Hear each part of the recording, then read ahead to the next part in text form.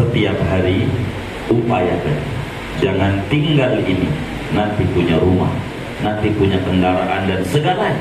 Benar, bila ini tidak ditinggalkan zikir ini, dan ini mujarrabun sahih, sudah eksperimen berbagai aulia, setiap hari membaca ya hayyu ya qayyum, ya hayyu ya qayyum. Upayakan sehari semalam dapat 1000, jangan kurang, jangan lebih, 1000. Kalau zaman kredit 200 habis sholat, kan kredit 2 tokoh 200, asar 200, maghrib, isya, subuh. Andai lagi tidak mengapa, ini dibaca tetap, artinya walaupun tidak sholat, sehari 1000, sehari semalam. Kalau sekali duduk 25 menit, tidak lama. Kalau sekali duduk, nggak usah sekali duduk, sambil main, sambil kita duduk, baca aja ya hayyu ya qayyum, ya hayyu ya qayyum. Wahai Tuhan yang maha hidup, beri kami kehidupan yang lebih baik. Wahai Tuhan yang maha mengatur, bimbing kami dengan bimbingan-Mu yang terbaik.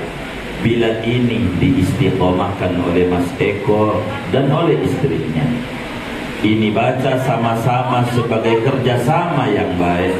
Yakin hakul yakin keberkahan demi keberkahan didapat oleh keluarganya Mas Eko ini. Amalin ya, ingetin ya hayyu ya qayyum. Amalin.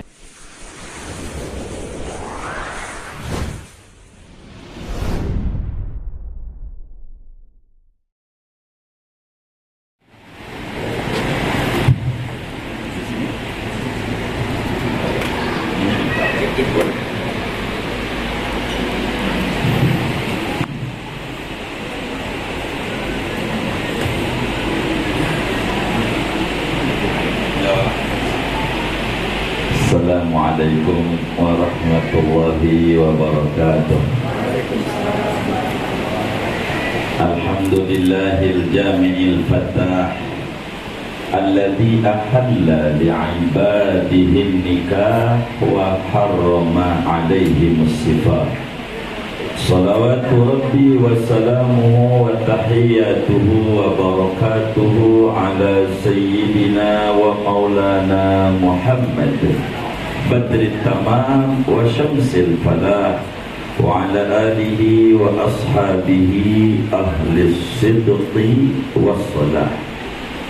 Amma ba'du, fayaqulu Allah tabaraka wa ta'ala wa huwa asdaqul qailin wa anqihul ayama minkum was-salihina min ibadikum wa imaikum iyakunu fuqara'a yughnihimullahu min fadli wallahu wasi'un alim. Wa qala nabiyyuna wa uswatuna wa qudwatuna wa maulana Muhammad man nakaha lillah wa ankaha lillah faqad istahaqqa wilayatullah. Sadaqallah wa sadaqa Rasulullah sallallahu alaihi wa alihi wa sahbihi wa sallam.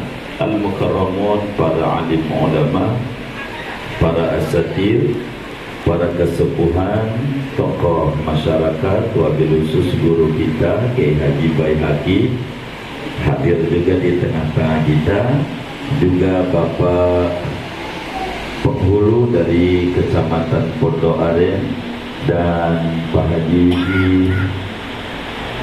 Haji Sugiono dan para kesepuhan di Maharta. Mudah-mudahan semuanya diberi sehat walafiat, dimudahkan urusannya oleh Allah Subhanahu wa ta'ala, amin ya rabbal alamin. Keluarga besar Bapak Haji Nahwallah beserta Ibu, keluarga besar Bapak Haji Suharwan beserta Ibu, dan yang berbahagia Ines dan Eko, mudah-mudahan Allah Subhanahu wa ta'ala anugerahkan sakinah, mawaddah, warahmah.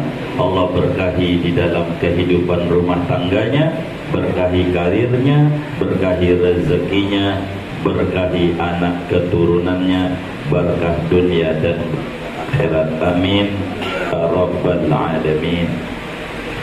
Bapak, Ibu, saudara-saudara, tamu undangan yang mulia, semua kita yang hadir pada pagi hari ini sebetulnya adalah pengantin baru. Bukan saja Ines dan Eko, tapi semua yang hadir kalau kami perhatikan adalah pengantin baru. Ada yang baru beberapa menit, ada yang baru 20 tahun, ada yang baru 30 tahun, ada yang baru 40 tahun, semuanya baru. Tapi yang terbaru adalah Ines dan Eko. Karena itu hal yang paling penting mewakili ayah daripada Ines dan juga keluarga besarnya, bagaimana mengarungi kehidupan rumah tangga yang dibimbing oleh Nabi besar Muhammad sallallahu alaihi wa alihi wa sahbihi wasallam. Ada dua hal penting. Setiap orang yang menikah, siapapun dia, berkeinginan kuat rumah tangganya dilimpahkan oleh Allah rasa sakinah, mawaddah dan rahmah. Ingin sekali rumah tangganya menjadi baiti jannati. Untuk menuju kemari, hal yang paling pokok dan mendasar adalah dua hal yang harus diingat oleh pengantin kita ini. Yang pertama namanya qasdun saleh, yang kedua namanya sulukun saleh. Dua hal ini yang harus betul-betul kita lakukan demi supaya kita bisa meraih sakinah, mawaddah, warahmah. Ayo ahbab, apa itu qasdun saleh? Dasari rumah tangga yang dibangun ini dengan niat yang baik. Ini niat yang baik ini ditekan oleh Nabi Yuna Muhammad sallallahu alaihi wasallam. Imam Ghazali di dalam Ihya Ulumuddin tuliskan hadisnya, man nakahalillah wa ankahalillah faqad istahaqqa wilayat Allah. Kata Nabi, siapa orang menikah niatannya karena Allah, siapa orang tua Pak Haji Nahwallah menikahkan puterinya karena Allah, maka itu pengantin berhak mendapatkan kecintaan besar dari Allah subhanahu wa ta'ala.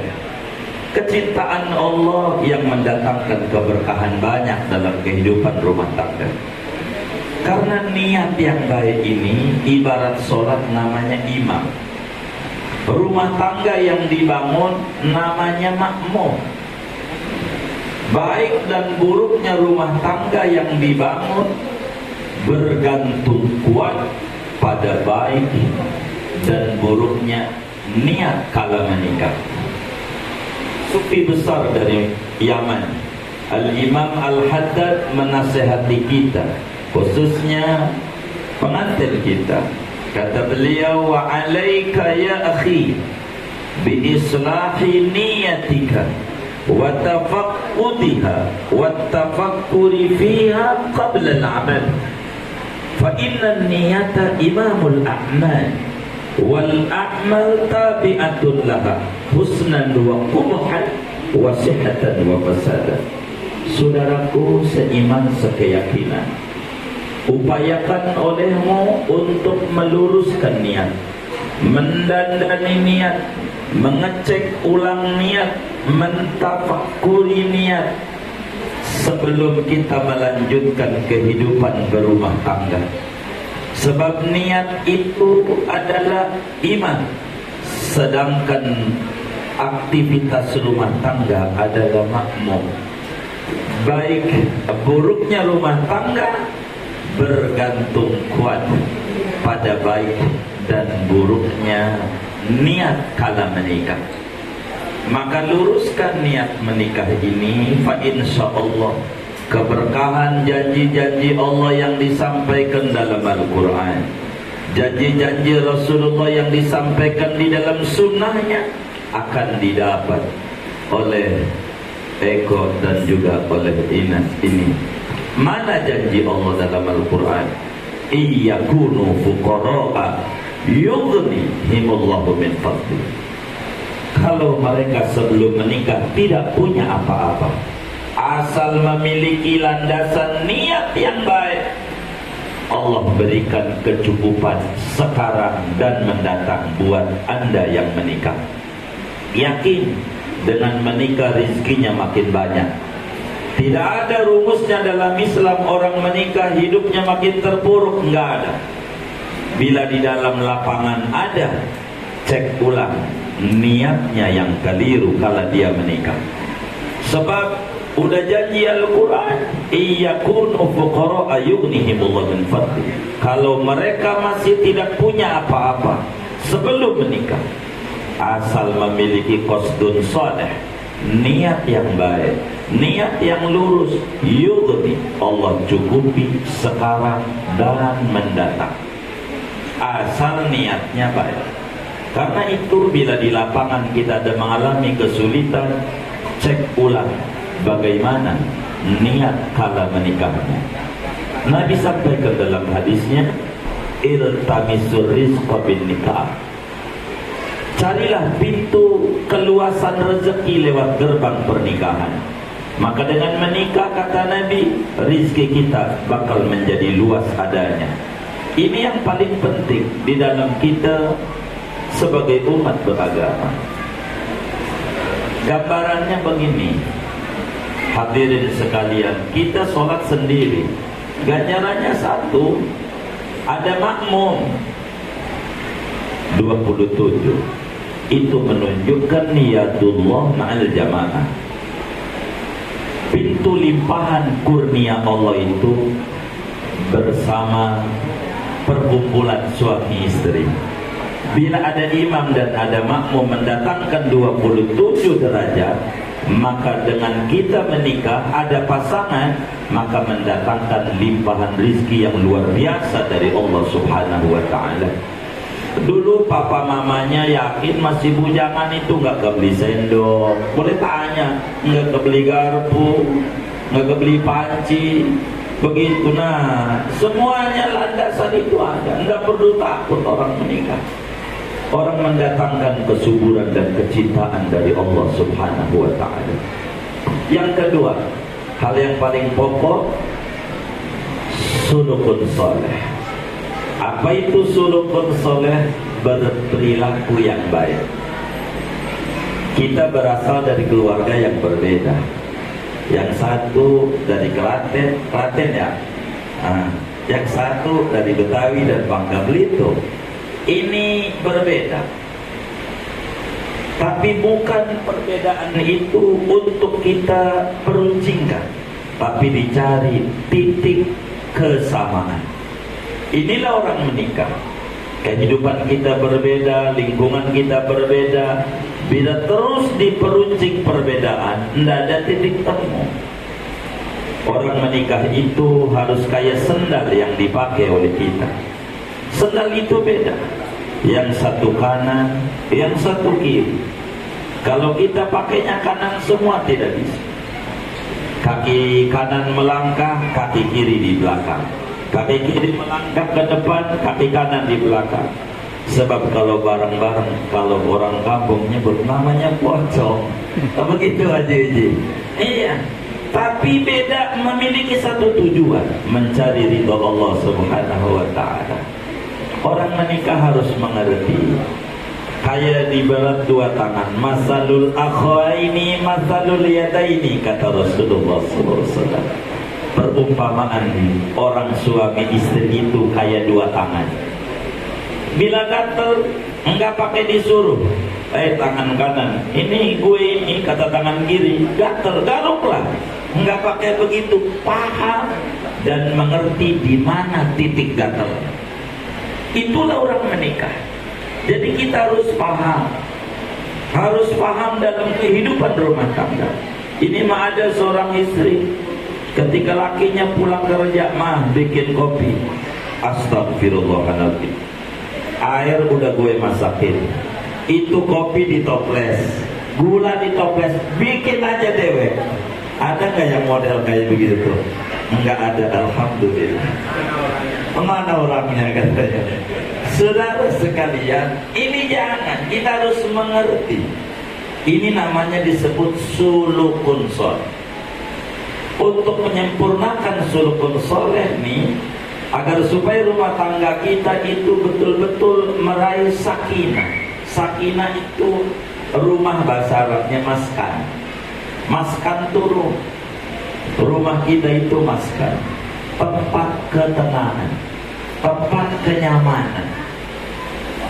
Supaya dapetin ini nih, rumus yang dituliskan di gerai-gerai pajak itu harus ada di dalam pikiran kita.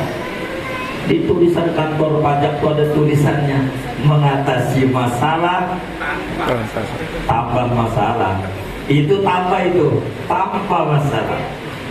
Ini orang rumah tangga itu begitu, semua kasusnya sama. Tidak ada orang berumah tangga itu. Kita ini harus paham, khususnya Mas Eko ini, harus kita memahami, laki-laki itu dari Adam, perempuan dari Hawa. Ini kita harus paham. Adam tuh ujungnya mim. Mim tuh mulutnya buka apa nutup? Nutup. Kalau Hawa, oh buka. Jadi kalau perempuan itu mulutnya, oh, emang oh dari sononya. Iya, dari sononya. Nah, kita harus memaklumi dengan tulisan mengatasi masalah tanpa masalah. Sebab kita bukan pentol korek. Tahu pentol korek nggak, Mas Eko? Itu yang namanya pentol korek, ada palanya nggak? Ada. Ada otaknya? Nggak ada. Karena dia ada pala, tidak ada otak, maka kena gesekan dikit nyala. Dan kita seorang muslim, ada pala, ada otak, dan ada hati. Besarkan hati. Kita bukan pentol korek. Masalah besar akan menjadi kecil bagi orang yang hatinya lebar. Masalah kecil akan menjadi besar bagi orang yang hatinya sempit. Oleh karena itu, rumus untuk menuju sulukun soleh adalah wadah. Inilah tempat sakinah, inilah tempat mawaddah, inilah tempat roh. Wadah ibarat garam segenggam ditaruh di gelas, asin air itu. Tapi garam segenggam ditaruh di danau, tidak bereaksi.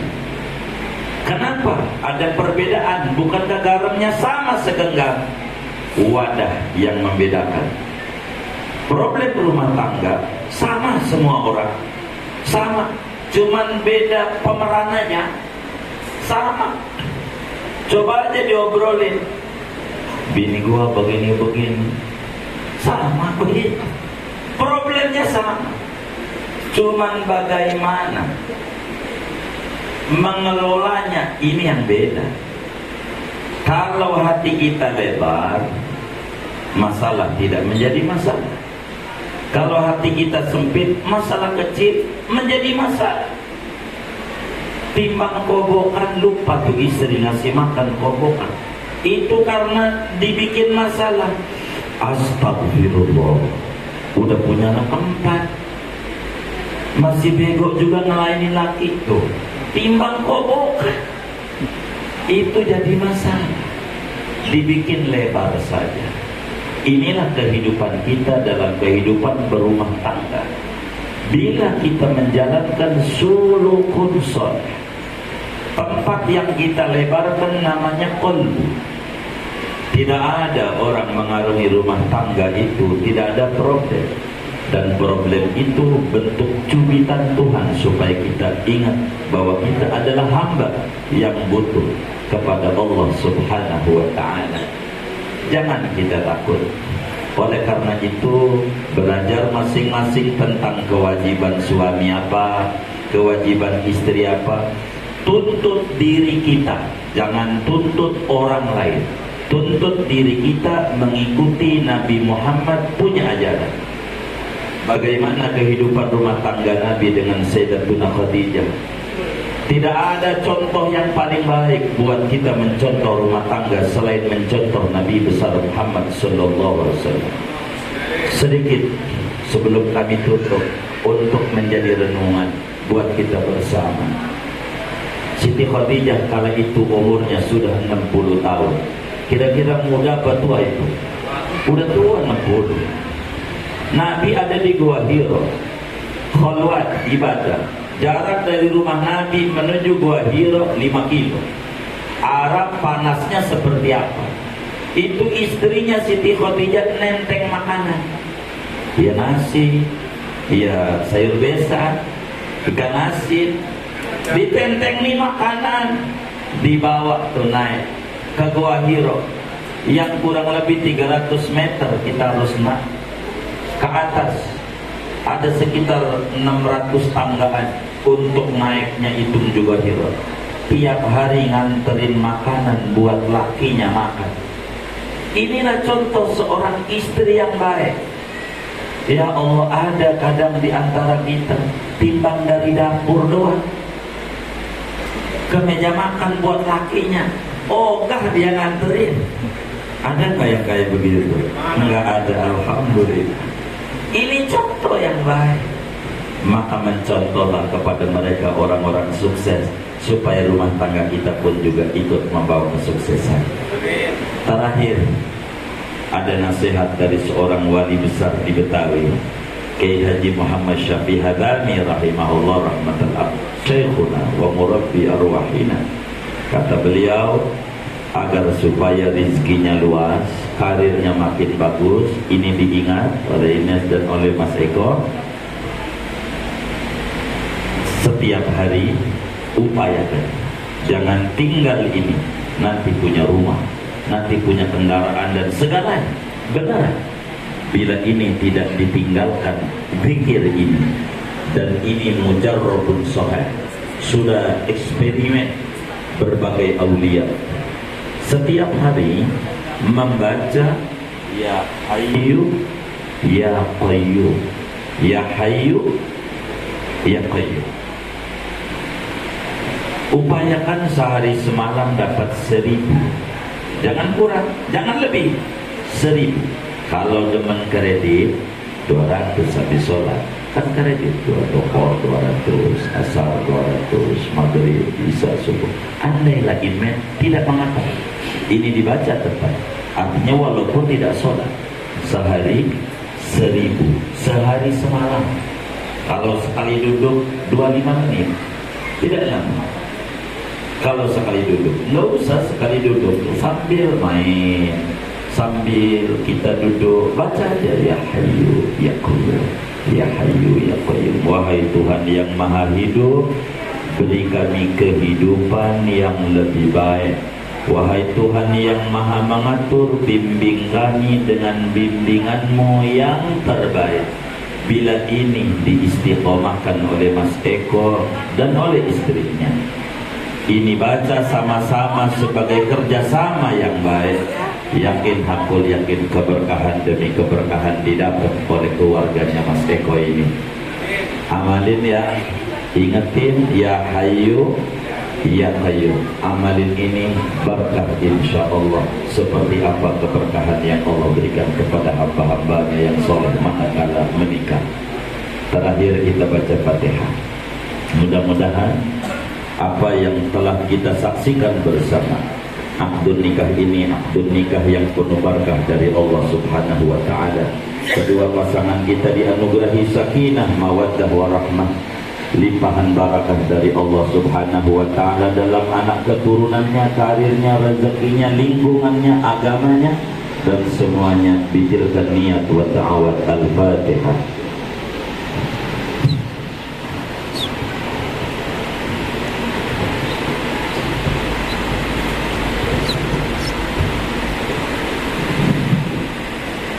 Bismillahirrahmanirrahim. Alhamdulillahi Rabbil Alamin. Lakal hamdu ya Allah, lakal hamdu ya Rabbana, lakal hamdu ya hasbana ala hadhihi ni'mah. Allahumma salli ala Sayyidina Muhammad al-Fatih lima ughliq wal khatim lima sabaq nasiril haqqi bil haqq wal hadi ila siratikal mustaqim. Salatan tamla'u khazain Allahi nura wa takunu lana walil aqidain walil mu'minina farajan wa farahan wa surura wa ala alihi wa sahbihi wa sallim tasliman katsira. Allahumma ya katsiran nawal ya hasanal fi'al ya qaiman bila zawal ya mubti'an bila misal ya muallifal qulubi wal bal alif baina eko wa inas kama alafta baina sayyidina Adam wa Hawa wa alif bainahuma kama alafta baina sayyidina Muhammad sallallahu alaihi wasallam wa sayyidatina Khadijah al-Kubra wa Aisyah ar-Ridha wa alif bainahuma kama alafta baina sayyidina Ali ibn Abi Talib wa sayyidatina Fatimah az-Zahra. Allahumma nadim ahwalahuma wa hassin af'alahuma wa khallisuhuma min alamil faqri wal dhul wa aqsimhuma min al bala'i wal waba'i wal ta'un min syur'atai was syayatin wa nafsil ammarati bisu. Ya mudabbir dabbir wa ya musahil sahil wa ya muyassir yassir yassir alaihima al intidhar fi jamil umuri diniyah wa dunyawiyah wa hasil muradahuma bil khair yassir umurahuma wa akhrij minhuma dzurriyyatan thayyibatan bihaqqi rabbana atina min ladunka rahmah wa hayyi lana min amrina rasyada rabbana hab lana min azwajina wa dzurriyyatina qurrata a'yun waj'alna lil muttaqina imama rabbana hab lana min ladunka dzurriyyatan thayyibah innaka sami'ud du'a rabbana hab lana minas sholihin bijahi thahar rasul bijahi alir rasul jud rabbana bil qabul wa hab lana kullasul rabbi istajib lana amin wa sallallahu wa sallam ala khairil Muhammad wa ala alihi wa sahbihi ajma'in walhamdulillahi rabbil alamin. Summa assalamu alaikum warahmatullahi wabarakatuh. Waalaikumsalam warahmatullahi wabarakatuh.